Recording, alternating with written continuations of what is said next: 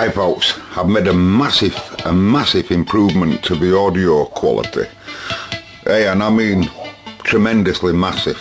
Right, you won't hear this on this camera, but you might at the end when I put it all together. But anyway, before I let you have a look, you'll hear it in background and I'll show you around. But I'm just in the process of mocking up power amp number 2, if you like. And cut a long story short, you know, that just saves me pulling parts out and I can preserve them more. You know, we know that they work, but just to pull them straight out and clean them up and put them straight into my new board, you know.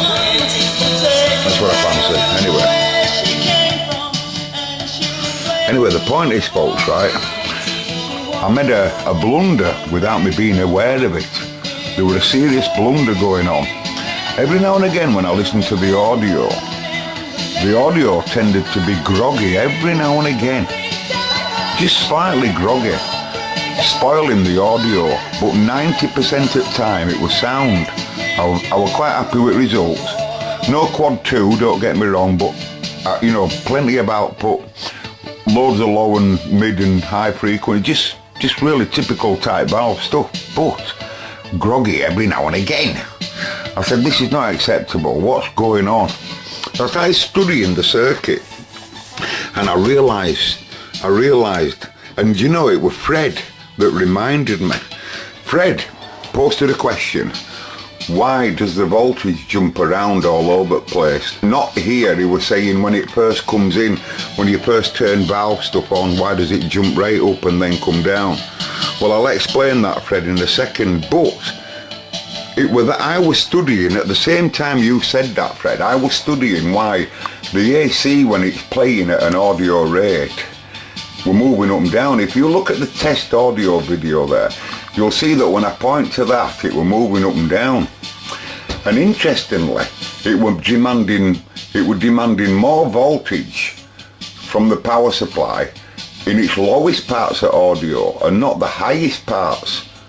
I'd expect it to move around ever so slightly, but as it's demanding more titty from Variac and the bulb, right?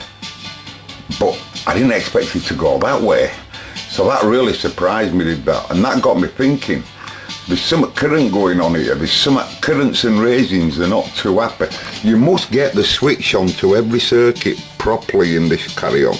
Right now, like a transistor type thing, you must set the state and the region. So I was thinking about it and I thought, well, you fruitcake, that's the grid. As I showed you before, the grid and everything has got to be controlled, and in this case it is due to all of this lot to deck. So we have a control state going on as well as the audio coming in. This is also controlling state, the cathode.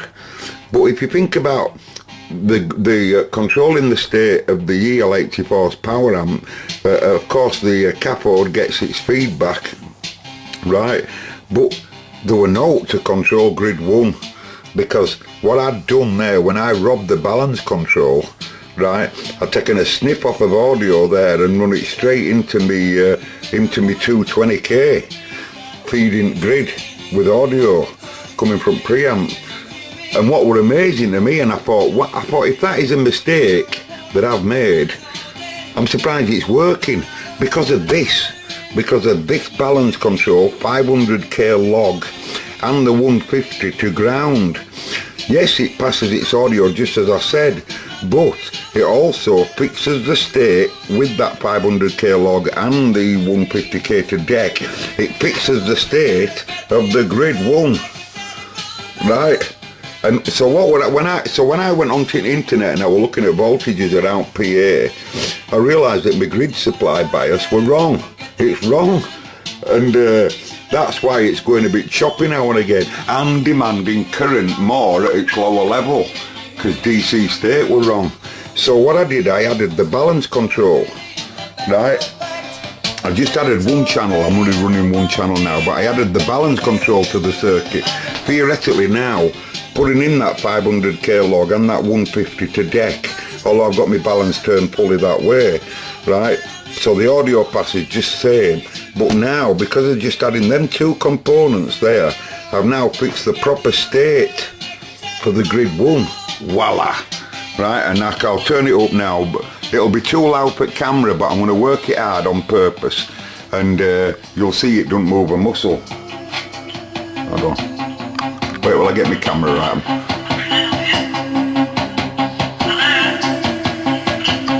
Give up, camera! You know what I mean? Now, you might not have noticed in sound test, but the bulb were glowing at a slightly audio rate as well. And it was all of that got me thinking, you know. But it's a lot. It was good before, but it's brilliant now. It's come alive. It's come alive, folks. It really has. Right, what it's got. It seems like it's got about 1 watt more audio as well. Seems like it's got about 1 watt more audio, and voltages just seem to be much better. That's nearly 100 volts at the anode of the EWC83 preamp here. Right, and the preamp is obviously just as normal, just as it was before. There's no change there, of course. That's how I'm running my heaters, just under 300 milliamp. That's me, what they call it, making its way to anodes at EL84. It can't have any more than 250, so I'm happy with that. And it could go a lot higher than that, but there's no point. As you know, preamps can pass audio really low, so you know it's happy at that. And I fondled everything. What's the best piece of the test equipment in a workshop? I've told all the radio lads this loads of times. It's none of that. It's none of that, folks. The best is tools for the workshop. Eyes, ears, nose and fingers. Temperature sensors are these. They're instant. So I wanted to fondle load resistor here. And I'm not joking, everything runs really, really cool. Audio transformers are really cool. When it's been on for hours, tube's hot as it should be, and all the other components, everything here, the feedback and all of this lot, it's cold as cold, it's lovely.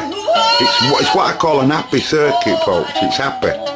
Anyway, so Fred, why when you first turn it on does it all do what it does, valve stuff? Well, just bear in mind, Fred, that this is a whole analog system. The heaters of the rectifier, mains comes in, he gets 6.3 volt heaters immediately from AC, immediately, bang. So he starts getting his heater warming tube up. But it takes him a while, obviously, to get his conduction going before he can make DC. So that takes it a while to charge cap up.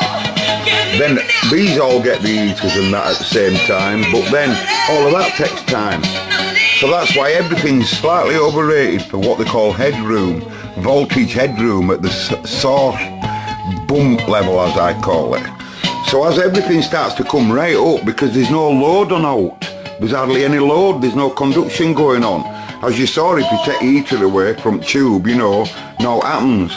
So the same applies to all of this, the power amp and everything. So everything comes up, there's no for it to do.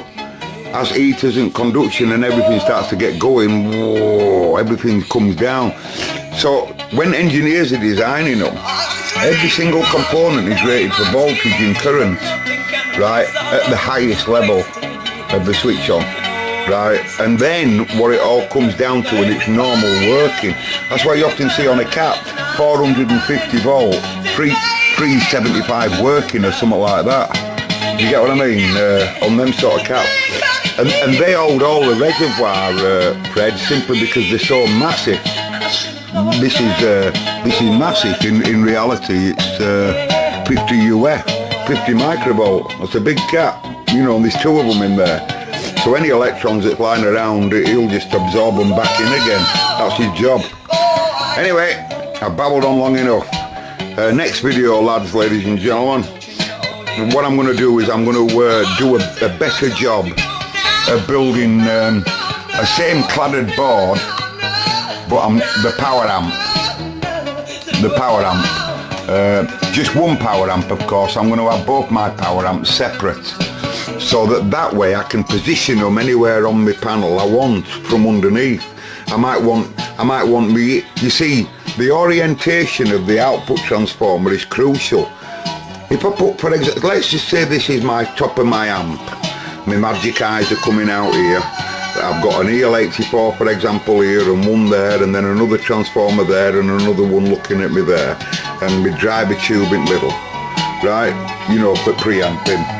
You know, so once I cut that to size, I can just have that coming up underneath through an hole, an EL84 through an hole, and another little grommet with wires for him going down, same as Fred. But the orientation of this is crucial, and where you place the output tube, because if you can imagine, there's a metal screen frame all the way around there, but they're into that side. Well, apparently the fields have an effect, so you might put them there and sound might change. It might, but if you put them there, it might go a lot better. If you have them right there and your EL84s right up at front out at where then, you know, it might sound better. So first of all, I want a situation where I can move stuff around before I decide where I'm going to have everything living. And so I'm going to make another cladded board when I get a chance. It'll just have the output stage on, one output stage. I want all the connections, same as I've done here, where ground can be one end, big one, obviously. The positive is set back slightly once it's soldered in correctly, so that no one can touch it on the side. And then all the wire offs can come up in a nice rectangular 45-degree type handle, making it look tidy, you know. And exactly the same I want to happen on PA, so that way anything that's carrying positive can be as near as possible to each other for where the layout is, if you understand what I mean. So that then when you're running your cables everywhere, you've already got your cable plan arranged so that what's going to carry AC is out of way of all, you know. But when it comes to the trouble I did when I was building the preamp, going around it with a fibre pen, it's because they deal with high, mid and low frequencies. It'd be a good idea to treat it like an RF state like that, hence the cladded board. And it has paid off. It's as clear. I've no problems with preamp. It's as happy as Fred. So I don't have to go though to that trouble for the PAs. I can really, believe it or not, have components spread around quite a bit. Because what I'll do with mine, I'm going to feed a screen cable that's driving the grids here. You know, everything's going to be screened. It's going to be screened coming from volume into grid as it is now. But it's going to be screen cable to ground, coming out and feeding the grid for my PAs. So I'll just have like an RCA up front at PA block and another RCA up front at other PA block. And that way I can take that PA out and put it to something else. Hence the name module, you know. And I could do the same with preamp. Just have two RCAs at one end, somewhat similar to that, you know, maybe with a couple of inputs or something. Okay folks, catch you later. It's the Cobra Man, the Valve Man, up and coming. What is you? See, he's only looking at preamp output from the volume control. Obviously, if I work him harder, he'd go higher.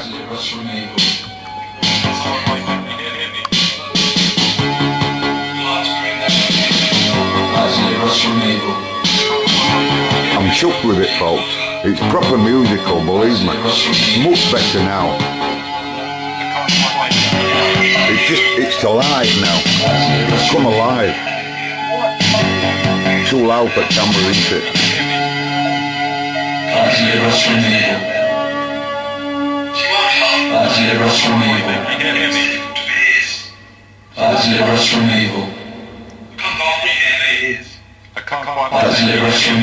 Catch you later, folks.